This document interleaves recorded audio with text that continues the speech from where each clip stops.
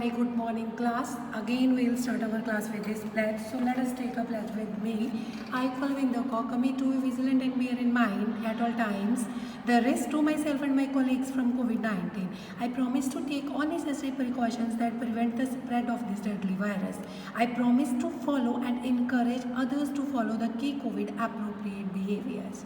To always wear a mask, face cover, especially when in public places. To maintain a minimum distance of 6 feet from others. To wash my hands frequently and thoroughly with soap and water. Together we will win this fight against COVID-19. So class, today we will complete second chapter, the medieval Europe. We'll start medieval Europe from the Crusades. तो crusades क्या थी? Crusades क्या है? ये Holi Wars है, एक जेरूसलिज्म place है, holy place है. इस प्लेस के लिए जो तुर्क्स के विचकार और क्रिश्चियनिटी है वेस्टर्न वर्ल्ड की, उनके विचकार जो वॉर्स हुए ना, उसको क्रूसेड वॉर्स बोला जाता है. तो will start from crusades. The Christianity spread in the western world. तो क्रिश्चियनिटी वेस्टर्न वर्ल्ड में सारे फैल गई थी. The western world saw the rise and spread of a new religion Islam. तो वेस्टर्न साइड में क्रिश्चियनिटी थी, बट जो ईस्टर्न वर्ल्ड था, ठीक है, उसमें क्या था? एक न्यू रिलीजन एमर्ज हुआ, इस्लाम. The follower of Islam are known as Muslims. तो जो इस्लाम रिलीजन को मानने वाले हैं उसको बोलते हैं मुस्लिम्स बोलते हैं. In 637 CE, the Muslims had captured Jerusalem, which was of a great religious significance to the Christians. तो जो ईस्टर्न वर्ल्ड वाले थे यूरोप में, मुस्लिम्स, उन्होंने क्या किया? जो जेरूसलेम जो होली प्लेस थी क्रिश्चियंस की भी, उसको कैप्चर कर लिया, उसको अपने अंडर कर लिया. In the 11th century the Turks started the land of the Byzantine Empire. 11th century में जो तुर्क्स है, उन्होंने क्या किया? जो बैजेंटाइन एम्पायर है उसके ऊपर हमला कर दिया. इन 1095 CE, Pope Urban II asked all the followers of Christianity to participate in the holy wars of the Crusades against the Turks to reclaim their holy land. तो जो क्रिश्चियनिटी के पोप अर्बन II थे, उन्होंने क्या किया? अपने followers को order दिया कि वो पार्टिसिपेट करें इस होली वॉर्स में, क्रूसेड्स में, कि हम तुर्क से हमारी जो ये होली प्लेस है उसको दोबारा से वापस ले लें.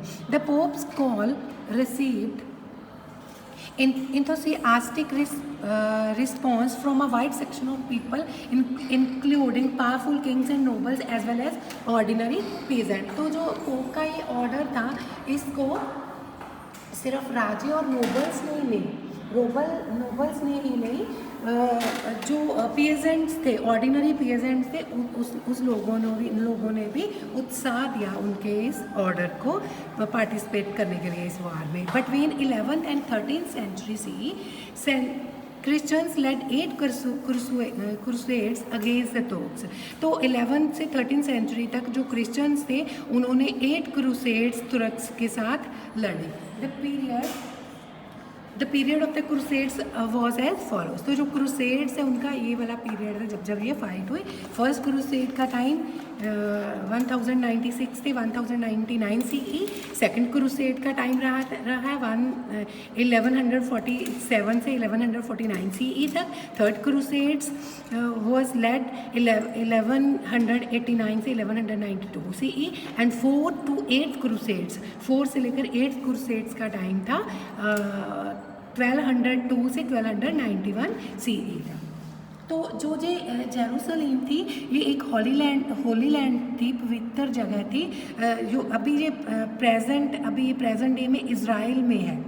ठीक है, तो तीनों रिलीजन्स के लिए, तीनों कम्युनिटीज़ के लिए, क्रिश्चियंस के लिए, मुस्लिम के लिए और ज्यूज़ के लिए, तीनों कम्युनिटीज़ के लिए इसकी बड़ी वैल्यू है. अभी ये जो जेरूसलेम प्लेस है, ये कहाँ है? इज़राइल में. तो इम्पैक्ट ऑफ क्रूसेड्स, जो ये फाइट्स हुई है फाइट्स हुई हैं, 8 क्रूसेड्स, उनका क्या इम्पैक्ट पड़ा। दो the Christian crusades could never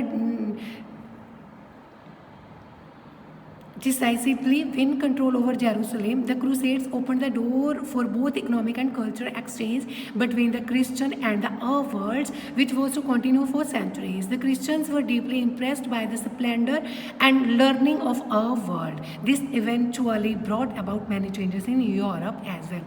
तो जो क्रिश्चियंस हैं वो क्रिश्चियन क्रूसेड्स हुई, जो क्रिश्चियंस ने ये होली वॉर्स की हैं वो जेरूसलेम के ऊपर पूरा कंट्रोल तो नहीं कर पाई, बट इसके साथ क्या हुआ, क्रूसेड्स के साथ बहुत से इकोनॉमिक फील्ड में और कल्चरल फील्ड में डोर ओपन हो गए ये क्रिश्चियंस के लिए और वर्ल्ड के लिए, तुर्क्स और क्रिश्चियंस के लिए।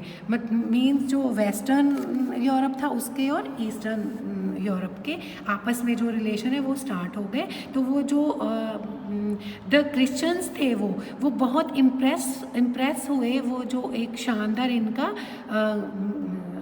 लर्निंग स्टाइल था अरब लोगों का।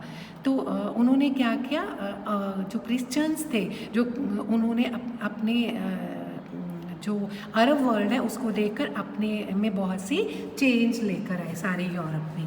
रेनेसांस भी क्रूसेड्स का ही, इन वार्स का ही इम्पैक्ट था। The Christian crusades gain knowledge of several great civilisations as well as culture and traditions of Greek and Turks. तो जब इनका आपस में ये वार में एक दूसरे के साथ आमने सामने हुए तो इनके साथ क्या हुआ, जो क्रिश्चियन क्रूसेड्स थे उनको नॉलेज हुई सिविलाइजेशन की, डिफरेंट सिविलाइजेशन की, अलग अलग सिविलाइजेशन का कल्चर क्या है, वहाँ के लोगों के ट्रेडिशंस क्या है, ग्रीक्स के एंड तुर्क लोगों के। They integrated the best aspect from both the cultures to revive western education and learning. तो इन्होंने क्या किया, क्रिश्चियंस ने तो अपने कल्चर को रिवाइव करने के लिए मीन्स पुनर्जीवित करने के लिए, उसमें खुश और अच्छा करने के लिए जो आपकी जो अच्छी चीज़ें थी कल्चर की वो अपने कल्चर में ले ली। तो the period of Renaissance witnessed a revival of classical Greek and Roman literature. तो this ushered in the era of Renaissance. तो जो एजुकेशन और लर्निंग में डेवलपमेंट्स होने लगी, न्यू कल्चर आने के साथ वो रिवाइव होने लगा एजुकेशन और लर्निंग, तो इसके साथ जो रेनेसांस का इरा स्टार्ट हुआ है, रेनेसांस का टाइम स्टार्ट हुआ। तो रेनेसांस जो क्या है, एक विटनेस्ड है classical Greek and Roman literature के लिए। मीन्स इसमें classical Greek and Roman literature में बहुत रिवाइव हुआ, पुनर्जीवित हुआ, which in turn inauguration modern age in Europe. तो इसके साथ ही यूरोप ने मॉडर्न एज की इनोग्रेशन हुई, उद्घाटन हुआ। ट्रेड एंड कमर्स में भी इसका इफेक्ट पड़ा क्रूसेड्स का। The crusades introduce the Europeans to the opulent lifestyle of the east. तो क्रूसेड्स ने क्या क्या इंट्रोड्यूस की यूरोपियंस को ईस्ट का एक ऑपुलेंट मीन्स खुशहाल जो उनका लाइफस्टाइल का उसको इंट्रोड्यूस किया यूरोपियंस के सामने। मीन क्रूसेड्स लोगों ने ईस्ट का जो